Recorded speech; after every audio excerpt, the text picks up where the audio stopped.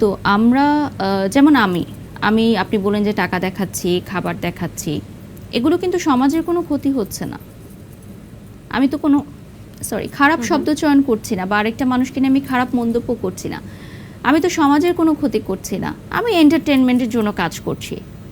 So যতক্ষণ পর্যন্ত আমি এন্টারটেনমেন্টের জন্যই কাজ করব, সেটা অবশ্যই আমি পজিটিভলি নেই। বাট কিছু কিছু কন্টেন্ট ক্রিয়েটাররা নেগেটিভ হওয়ার জন্য মানে ভিউ করার জন্য বিভিন্ন নেগেটিভ কিছু করে থাকে, সেটা আসলে আমি কখনোই মনে করি না যে দরকার আছে।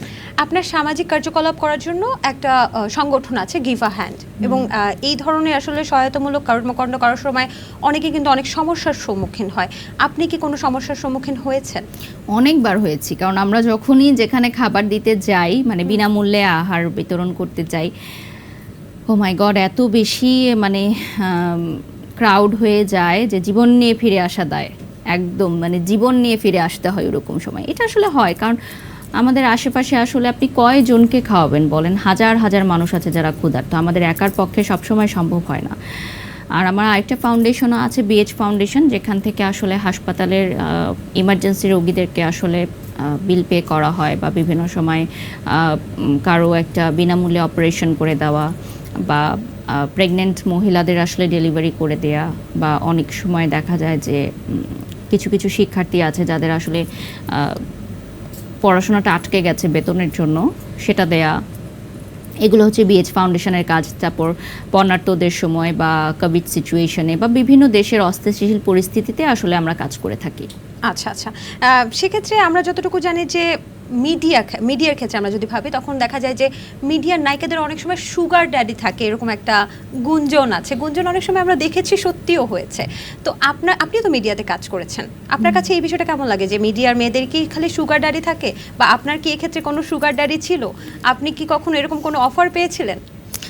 থাকলে কি আর আমি এত কষ্ট করতাম, এত দিনে 8টা-9টা লাইভ করতাম? আপনি কি মনে মনে এক্সপেক্ট করছেন যে আমার একটা থাকলে ভালো হতো? থাকলে তো আমি অনেক আগেই নিয়ে নিতে পারতাম, তাই না? এটা তো তার উপর ডিপেন্ড করবে যে সে চাইবে কি চাইবে না। কেউ জোর করে তো কারোর সাথে এরকম সম্পর্কে জড়াতে পারে না। এটা একটা মেয়ে সিদ্ধান্ত নিবে সে তার লাইফটা কিভাবে লিড করতে চায়, এবং এটা নিয়ে আসলে আমি কথা বলতে চাই না, কারণ এটা তাদের ব্যক্তিগত চয়েস। তারা প্রফেশনাল লাইফে আমার সাথে কীরকম বিহেভ করছে সেটা আমাকে মানে আকৃষ্ট করে, সেটা আমি দেখব। সে পার্সোনাল লাইফে কি করছে না করছে, গিভ অ্যান্ড টেকের মাধ্যমে কাজ করছে নাকি তার সুগার ড্যাডি আছে, এটা ডেফিনেটলি তার পার্সোনাল ম্যাটার। এটা নিয়ে আমি কোনো মন্তব্য করতে চাই না। ওকে, যদি বারিশা হকের, আমরা যতটুকু শুনেছি, বারিশা হকের দ্বিতীয় বিয়েটা পুরোটাই স্পন্সর, মানে 1 টাকা ওনাকে খরচ হয় নাই, ইজ ইট ট্রু?